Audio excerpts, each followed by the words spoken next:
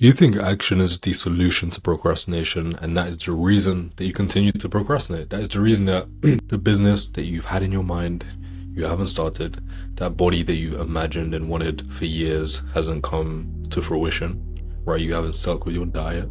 You haven't started going to the gym consistently. The reason that your social life and dating life isn't where you want it to be is because you haven't approached any girls. You haven't actually gone out of your way to compliment people on a consistent basis, right? All of this stuff takes consistency, and you haven't been able to be consistent. So you do not have the results that you want.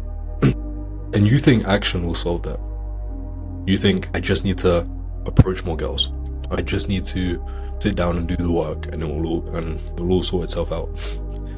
And you get to a point where you become so frustrated with the situation that you're in and with the reality that you're living. It becomes so painful that you finally, after years, maybe months, maybe multiple years, you finally take action. You sit down, you do the business work, you go out, you go to the gym, you buy the food, all of that stuff. And you're consistent for a day, 2 days, 3 days, 4 days, 5 days, and then you fall off again. And you fall into a rut. You allow one failure to cascade into this massive self-defining moment, and deep down in the back of your mind, you're thinking, of course I failed again. But you, truthfully, even when you was consistent, you didn't feel like it was you. It felt a bit alien, didn't it? It felt a bit uncomfortable, you being consistent and actually seeing some type of results. So the key to achieving your goals, and the key to manifesting, materializing, actualizing, whatever you want to call it, your vision that you have for your life, isn't through action, right? But what it's through is shifting your identity to the person that you need to become in order to achieve your vision. Becoming the person that your vision demands from you.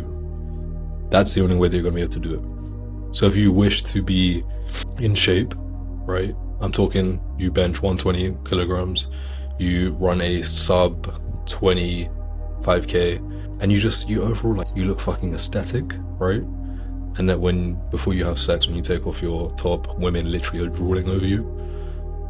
The way that you get that is by becoming the person who is capable of doing that. And that sounds cliche, but if we break down identity into, let's say, 3 things.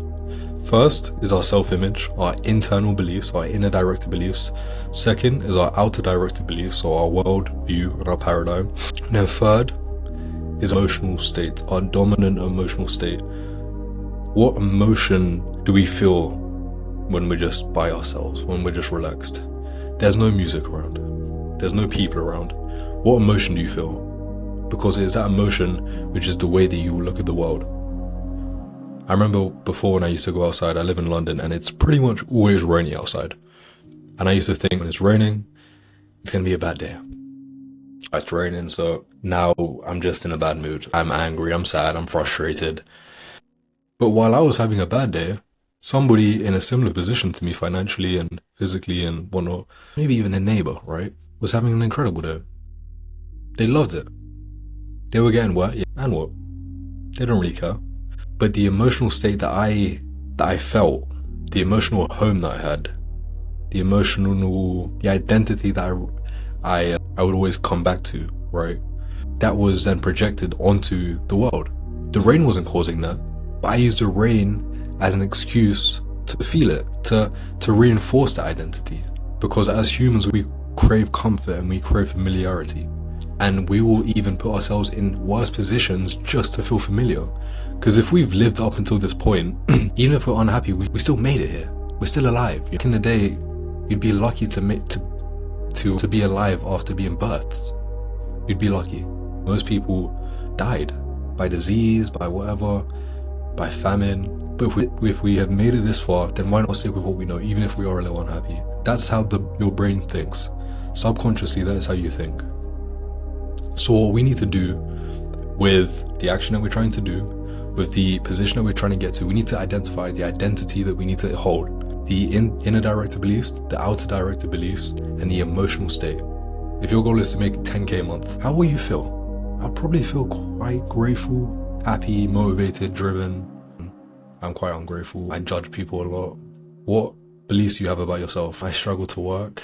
I am a negative person. That's another belief that I do have. What inner directed beliefs, if you were at 10K, would you hold? I'm a fucking killer. I can go all day, I can work all day, I have a pain tolerance like nobody else. Do you see the difference here? And now just saying it isn't enough. We need to charge it with emotion. We need a vision behind it. We need to attach meaning to it, right? And there's a whole process for that. But that's essentially the foundation of overcoming procrastination, of changing your life. And how do I know? I know because I lost 25 kilograms while putting on 15 plus kilograms of muscle onto my physique within the span of 2 years. I went from dropping out at 15 and having no friends for 2 years and binge eating and having anxiety and watching porn and being really defined by my past to then, in the span of 6 months, transforming my social life, going out alone to nightclubs and to bars and just talking to people, opening conversations. I then traveled Thailand at 19 and I lived out pretty much every single thing I had on my bucket list. Skinny dipping, some other degenerate shit, but I achieved it all in a week. And now I have an online business where I'm making a full-time income. A year ago, this was my dream, and now I'm living it out. So I understand what it takes to make a change. And as long as you are focused on the action, on the input, which everybody tells you, right? Focus on the input. As long as you focus on that and you put so much emphasis on that, you're going to continue to fail.